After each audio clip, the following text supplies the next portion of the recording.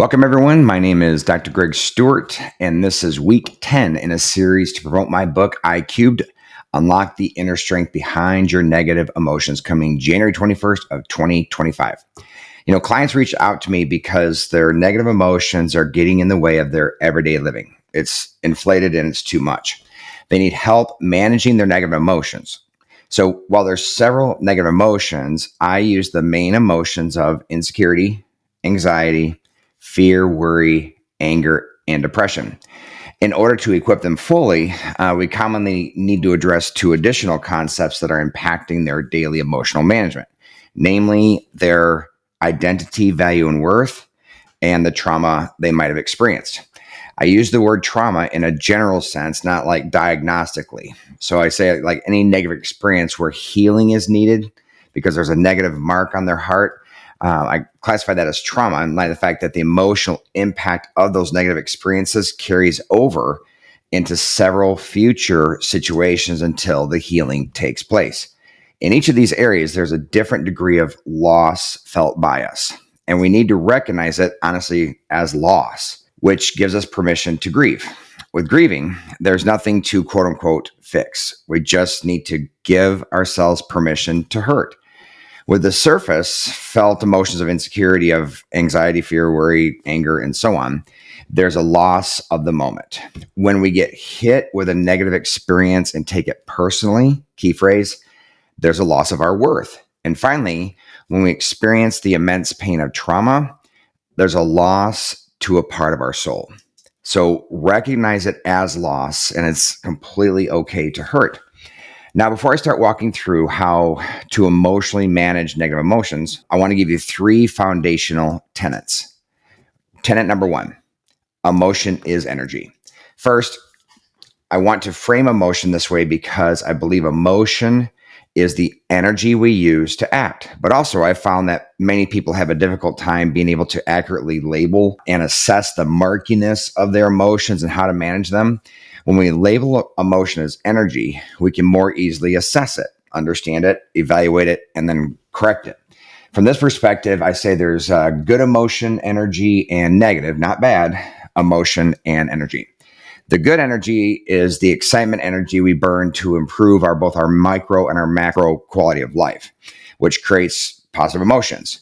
Negative, again, not bad, emotion/energy is simply the energy produced in the process of problem solving. Think of it this way. I have a problem. I'm creating negative consequences and I want it fixed and I want it to go away. Maybe I have a paper to write, I'm out of clean underwear, or I'm in an argument with my loved one. Whatever it is, it produces negative energy, and that energy is there to ensure that the problem gets solved. Issues arise when we have too much of either kind of emotion, of course. Like too much good energy is overstimulation or addiction to good emotions, such as avoiding responsibilities or creating too much dopamine with video games, entertainment, or substance abuse even. Too much negative emotion can be debilitating anxiety, depression, rage, or stress. Now, the second tenet basically is the type and amount of emotional energy. We need to correctly label and brand the type of negative emotion. But using a scale of 1 to 10, we also need to talk about the amount of negative emotional energy. So basically, how much emotional energy, how much energy does my present situation need? How much energy do I need to burn to respond to it? This is determined by evaluating our behavioral response and the energy required for it. Energy is physical energy that's burned, whether it be verbal, nonverbal, or an actual behavioral response of action.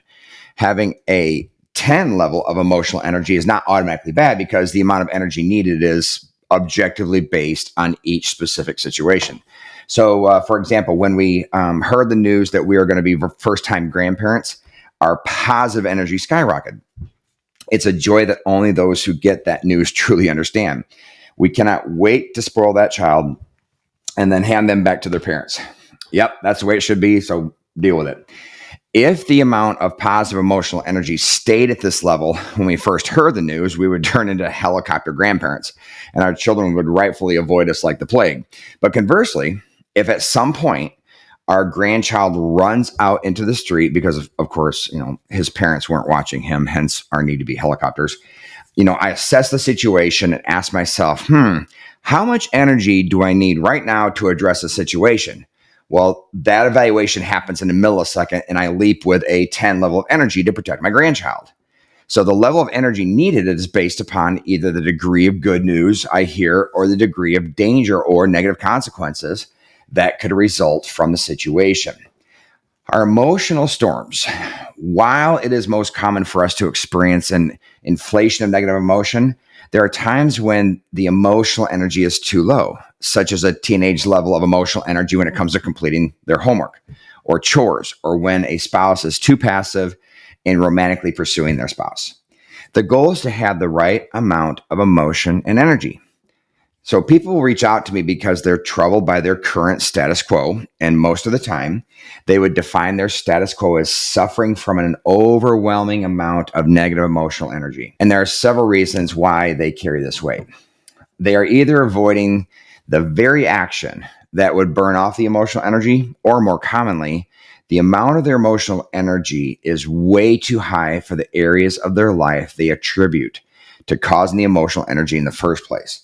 Most situations may only need 2 or 3 on the scale of importance, but they have a 6, 7, or 8 level of energy. Even if they did respond effectively to the situation by definition, and the situation can only objectively absorb a 2 or 3 amount of energy. So they still carry the rest of that energy because there's nowhere to burn it. More frequently, they unleash all the 6 to 8 points of energy on the poor situation, normally a person, and cause damage in some way because we just dump all that emotional energy. We all know what it feels like to both dump that energy as well as have that negative energy dumped on us. It's not a pleasant experience, obviously. So after this dumping, we then have a whole new problem situation on our hands, producing an entirely new package of energy that needs to be burned to recover from the damage caused by the first mistake. This is a very cyclical process and often does not get resolved. We get burned out dealing with it and just resign ourselves that it won't get solved. But the negative energy sits inside of us, rotting, until we find a way to solve it or heal from the overall experience. So let's talk about the causes of these emotional storms. While there may be multiple reasons for the exorbitant amount of emotional energy that we're having, I believe that there are 3 main causes. So before I delve into the causes, allow me to lay out another key premise. Emotions don't produce themselves. They come from sentences in our minds. This is important. Those sentences in our minds are thoughts and opinions about ourselves, about the situation, about the people involved. These statements create the energy based upon what is being experienced and what needs to change in order to create a different experience. So these formulas in our mental model fill in all these variables, calculate how to interpret them, and evaluate all the potential outcomes, giving a weight of importance to those outcomes, which produces the emotional energy. The emotional energy is then burned through the expression of joy, if positive emotional energy, or through some action response, if negative emotional energy, to change the status quo of the situation. This process itself is very, very natural. So as stated, the problem is not the existence of the negative emotion. It is when the emotional energy does not match the objective intensity of the situation. So there are 3 main causes for the inflation of emotion. First, there's some form of lie we believe about the situation. If we're looking for a job, for example, we may believe the lie and say to ourselves, I will never get a job. If we're having a difficult time in a relationship, we insert lies about the other person, wrongly judging their motives, for example, or believing lies about ourselves like, I'm such an idiot. I ruined the relationship. The various interpretations motivate us to choose certain paths to fix it. So we choose non-rational, healthy, wise, and right paths because we believe these lies about the situation. Even if we're practicing impulse control and successfully choose a rational, healthy, wise, and right path to solve the problem, the inflated negative energy doesn't dissipate, keeping us escalated. Why? Where do you burn the negative emotional energy to solve a lie? The only way to reject it is by replacing it with statements that are true.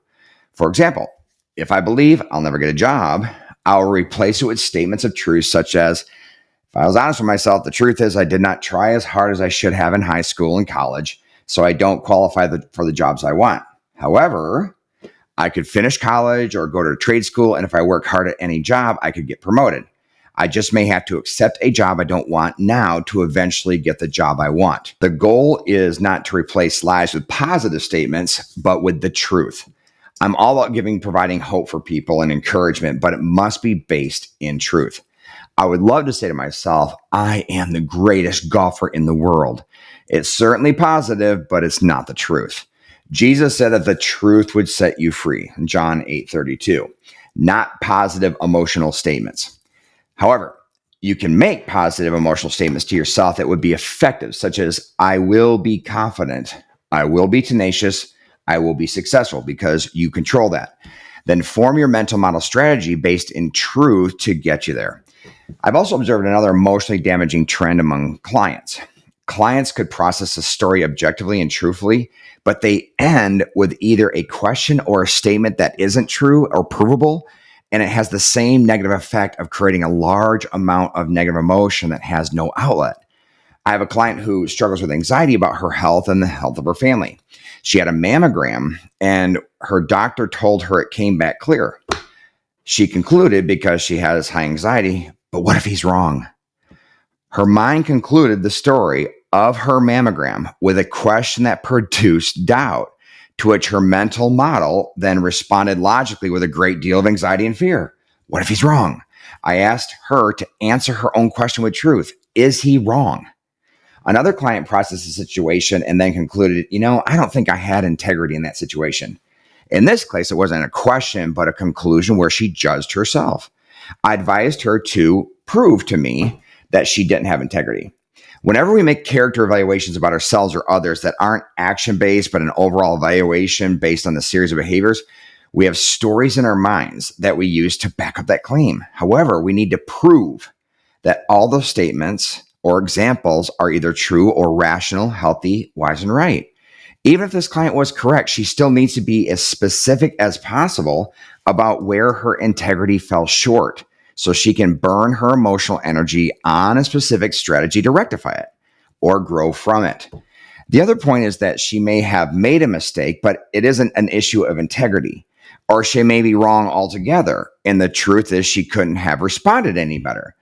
Truth is the goal because it produces the right words to describe it and produce the right amount of emotional energy, because it is the product of an action strategy to respond to true statements, opinions, and conclusions about the topic at hand. So let's talk about a mental model formulation. This is a key phrase. Build self-awareness.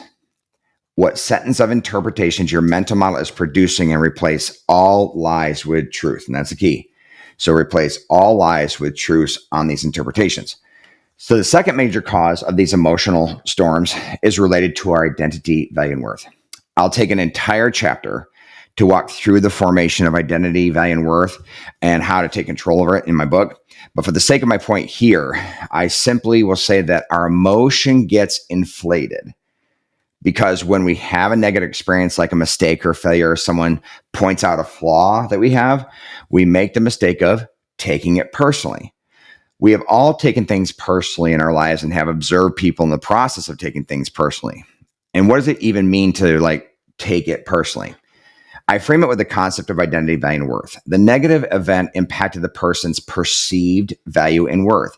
It wasn't simply a weakness or a mistake that needs to be corrected. It became a reflection of their reputation and identity as a person. Somehow they decided that their value and worth decreased from that negative experience.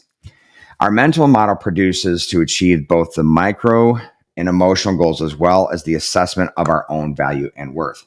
Our present tense feeling is made up of both mood and emotion, evaluating present probabilities of achieving our micro and macro emotional goals. So our mood is an overall summation of our most recent successes and failures and moving closer to our ideal quality of life. So we have present tense emotions, like right here and right now, trying to achieve micro and macro emotional goals. But then there's an overall mood that kind of sits there as well. When it comes to the overall evaluation of our value and worth, who has the authority and influence to add to our opinions, right? So there are many of us who are too concerned about what other people think. And honestly, there are too many of us who aren't concerned enough what people think. The most mature among us absolutely do care what other people think of them, but also don't let it impact their value and worth as a person. Because the negative truth doesn't impact their value and worth, they are free to proactively seek out that information, right? And trying to fight their weakness in order with the goal of eradicating their blind area. So we talked about with being better equipped with in the growth process. Our ultimate goal is to have our subjective view of ourselves perfectly match the truth and how others see us, and more importantly, how God sees us, because he's obviously perfectly objective. The final cause of our emotional stores is because of prior trauma. So like identity, value, and worth, I will take an entire chapter on the topic of trauma in my book. Trauma can either be official diagnosable trauma, which must be high enough level that it threatens our long-term physical or emotional well-being. Or it can simply be an intense emotional experience that has long-term effects. As a professional, I completely understand diagnoses, but I try to help the client focus on the actual behaviors that need to change, because the human tendency, as we all know, is to link a diagnosis to our value and worth, like a label, and make the mistake of defining themselves through the lens of that diagnosis that is honestly most times only temporary. Although it may be a permanent part of their DNA, such as a personality disorder or something biologically based like schizophrenia, it still does not define their value and worth, nor is it their destiny. The same is true with the label of quote unquote trauma, because I've seen so many people do the same with that identity, which seems to give them the feeling of being stuck with it, which permanently decreases their value and worth. The difference is that while identity, value, and worth is derived from within, trauma is derived from without, obviously our environment or caused by other people. Our emotions get inflated because we experience a situation and our mental model realizes that this current situation is very similar to what happened before the trauma. When that happens, our mental model acts like a backhoe, scooping up a huge pile of emotion from the trauma and dumps it right on this current situation. So the inflation. Now, the third tenet, and this is the biggie, that all negative emotion is exposing something in me. Okay, it's crucial. So at first blush, it sounds bad, right? But it's not. That's because it takes the power and authority over our emotions from the environment that just triggered us and gives it back to us. And much more powerfully, this is the doorway in our journey that leads to the greatest growth. So let's imagine my wife does something that upsets me, which everyone who knows us knows my wife never has and never will do anything to upset me, right? So whenever we argue, we aren't arguing, we're just simply discussing one of Greg's shortcomings. Just playing it safe here. All right. So let's say, though, for instance, she does something that upsets me. What do I do? What do we all do? Our first blush response is to start processing what my wife did or did not do that did not fulfill my expectations. How dare her?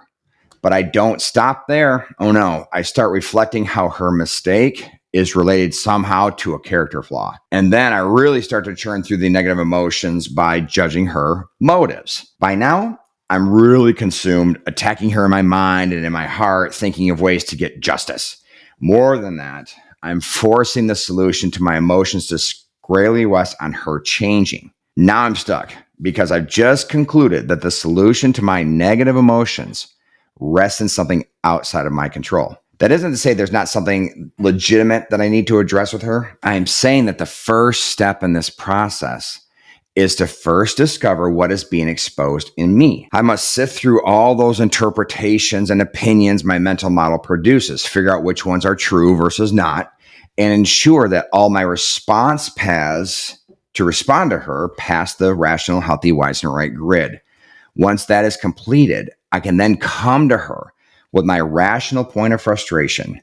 If I just give her my first reactive impulse response of emotions, it's going to be a lot of emotional energy. And that is when I cause damage to her and our relationship. And frankly, she doesn't deserve for me to treat her like that. But don't worry, she's not helpless. After I do that, she's going to boomerang that emotion right back on me and educate me how I psychologically blew it. All of that emotional energy that I so easily whipped up came from, one, my legitimate frustration, of course, But 2, several lies I may be believing about myself and her. 3, a need to defend myself because I may have allowed her offense to decrease my value and worth. 4, that situation triggered a mental model memory from long ago where I felt vulnerable and exposed from some outside force more powerful than me. If I successfully walk through this process, I need to figure out why my mental model produced that initial response in the first place. So what quote unquote buttons did she push? What insecurities did she expose in me? You can immediately see why. We must first figure out what is being exposed in us before we can legitimately respond to any situation. And I'm sure you can feel how hard this process must be because all these causes are nestled deep within us and have created a network of formulas that need to be recalculated and rewired. So finally, it may seem daunting because you have already suffered many consequences from these emotional storms. But take heart. That is exactly why I'm writing this book. The Lord God above lends us his brilliance to help ourselves and others be much more effective in our emotional management. The result is more confidence in our identity, value, and worth, and to become stronger than we ever have, being healed from the intense trauma that we experienced. All right, now that we've set the 3 tenets, we can move on to the process of daily emotional management and unpack the emotions of insecurity, anxiety, fear, worry, anger, and depression. Talk to you soon.